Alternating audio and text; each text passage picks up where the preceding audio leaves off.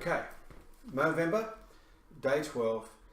Yesterday was Sunday, it's a Monday here. I just finished our Breaking Free group that's focused on the third part of this book on reparenting. And tonight we looked at reality. So I thought, well, if I'm going to do a few catch-up videos, I want to go through Pia Mellody's version of reality. This book was written in 1989. And it was largely a collection of the workshops and worksheets she'd give clients that would come through the Meadows as a way of better understanding what was underlying their mental health conditions or addiction issues. There has been plenty of expansion in the trauma world since Pia first wrote this, but what I think is really complementary to her work is that a lot of those people work or are senior fellows at the Meadows in Arizona. I learnt this working for a hospital in Sydney that brought out a lot of the staff from the Meadows to help this, and certainly had the blessing of Pia and Pat Mellody at the beginning.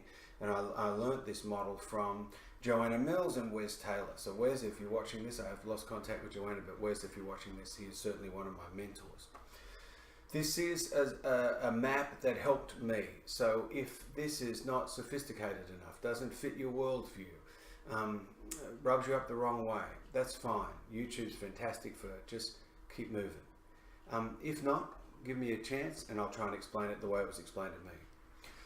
Pia said she stood in front of the mirror and she tried to work out who she was. This happens for people with complex stress symptoms. We don't know ourselves. The locus of control, that sense of identity, of place and time, is outside of us. So for her to explain that she stood in front of the mirror and said, look, I'm my physical body and all the embodied nervous systems and in the brain and the way we grasp hold of the visceral reality, somatic reality is there. I am my mind. So if the body is our brain, the hardware, our mind is our consciousness, there's our feeling states and our behavior. So she went through trying to piece, look, how does that all work? If it's a system, how does it work? So Pia says that we experience events outside of us as data. We take them in through the five senses. So largely, as Dan Siegel would say, redundantly, the embodied brain, the nervous system, our five senses pick up data. And unless it's direct threat data, we will process it with the mind. Now, I want to come back to the sort of post-traumatic stress reactions we can have in a moment. But we take things in through the body and we assess that data. And then we go through the conscious mind. We assess it through our history, through our core beliefs, and through, any sort of distortions or defenses, but preferences, I suppose. If we're a healthy person, we're going to have our preferences. We assign a meaning to it. Now that meaning will unlock, some feeling reality based on what it is we saw. If this event was seeing a whale breaching, I used to work at a hospital that used to look out at the sea, and I would regularly, through winter, stop lectures to go, look, there's a whale, and we'd all stop and noses and faces pressed up against the window and largely enjoy it. Because generally the meaning people give a breaching whale when you're at the safety of a building or on shore is pretty exciting, usually a lot of joy, and people their behaviour will be, they'll try and get a good vantage point to have a look. I remember telling an Irish therapist there was one, she didn't believe me, and she went running around the block and couldn't find it, and she still, I think Cara, if you're out there, doesn't believe me. She eventually saw that well. What we have here is that then the feelings will precipitate that behavioural response, and this was Pia's way of trying to slow down what happens when you're trying to understand how do we engage in the world. Now, I understand that quantum physicists out there or the existential or religious people might say a lot more happens than just the five senses. Life can be explained in much more depth. But when you're just starting out, sometimes just keeping it simple, and this is what this is, a simple presentation. Now, when I work with people that come for treatment, generally they're coming in with mental health issues, addiction issues, and so there's some complications to how this gets experienced, and I want to talk to that now. One of the things we look for when people come in to have a better understanding of what's going on for themselves is that largely what can happen is we can experience as part of data coming in triggers. And the body does that very sophisticatedly. When Dan Siegel talks about the roots of empathy, through threat perception is generally through our optical nerves, the floating bone in our ear that Stephen Porges talks about, and we will pick up with these 5 senses perceived threat.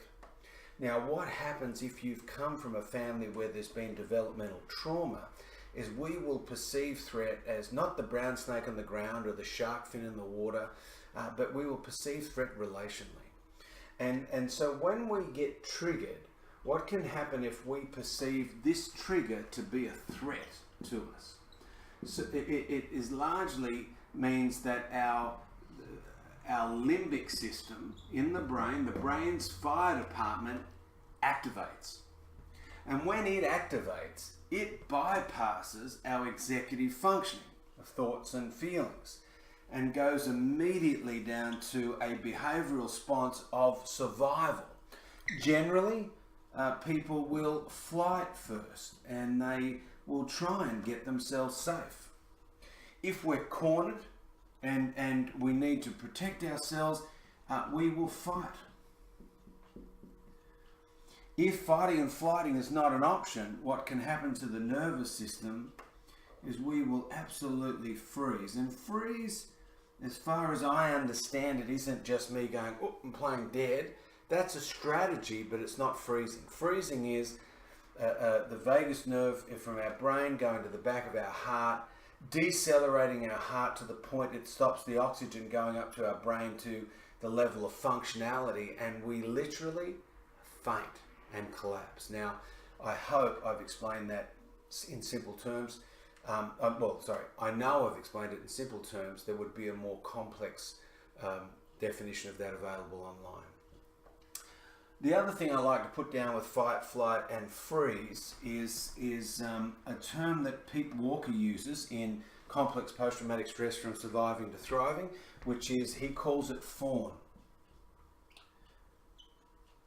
Now, without having to argue the toss of whether the limbic system provides fawn, what I will say is this is a unconscious response of survival in a system that you've been imprinted on to as a child to survive. So if you grew up as a first child hero to a mentally ill person, to a chronically abusive person, I reckon even Stockholm Syndrome could fit in here somewhere, that we, to survive, will develop relationally behaviors that appease the other person, where the locus is completely over with the other, and we have to make them okay, not to be okay, but to survive. Then this is done in largely a disassociated state. So in Pete Walker's book, and I will over the course of Movember do stuff on what he calls the 4 Fs, fight, flight, freeze, and fawn. So when this happens, when our body activates this limbic survival response, we, as Dan Siegel says in the hand model of the brain, if this was the spinal column, this was the top part of the triune brain, the reptilian part of the brain, then we have our limbic system folding in on top, and then our executive function. If that sat in our head, we literally, as Dan says, flip our lid, and this limbic system takes over from the executive part of the brain. The best way I can describe this is if you work in an office block or a hospital and there's a CEO or an executive structure, then if the fire alarms go off, there'll be someone within that building that will be the fire warden.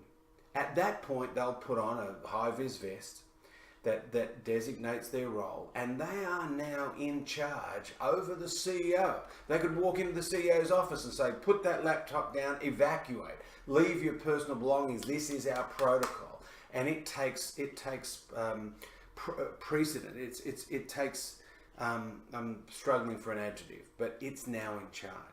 And for that very reason, the limbic system, that's why you describe this, it's in charge. It will go into this response. And what Pete Walker looks at is what is your trauma type? What is your combination of responses? Because it's really important as we get into recovery and reparent ourselves to sort of know what are our preferences when it comes to survival. What triggers us into threat? Is it the sound? Is there a smell? Is it engagement or lack of engagement? Is it enmeshment or abandonment? And really working out individually, very personally, what that then triggers us into in the developmental immaturity that Pia talks about, how it impacts the very wounded and very small part of ourselves that developed when we were young, between 0 and 7. And as Dr. Alan Shaw talks about in that last trimester, where trauma in the first 1,000 days really imprints upon us our responses. And as Pia then talks about, the part of us that learnt to adapt that situation. So Pia calls this part of our process a wounded child, and she calls this part of our process the adapted adult. And largely because we are an adult now, but our response is childlike. So this adult adapted child response. And so learning about what from there are the cognitive distortions that take place and the defenses that are now like, for some of us, taking a bazooka to a Monopoly game. What are we doing now that is an overreaction to our defense? Generally what happens when this trauma response is activated, and it then even activates these cognitive distortions, is we are likely to then be running off core beliefs that are toxic, and they're the core beliefs of things that are basically I am, and they will be generally around our value, our safety, our identity, and our needs and wants. So I am invisible might be around our reality, or I don't exist, or I haven't got a right to exist, or I'm unlovable might be about our value. I'm unsafe, or I can't protect myself might be one around our boundaries. And then we can have all sorts of shame binds around needs and wants, that I can't ask for a hug, or I can't ask for nurturing, or I can't ask for protection. But the I am statements, and part of trying to get to the bottom of our history of trauma is, well, what happened to us back here? What's our history? What are the core beliefs that we then made up about ourselves, and what are the cognitive distortions and defenses we are likely to run when we are triggered into threat?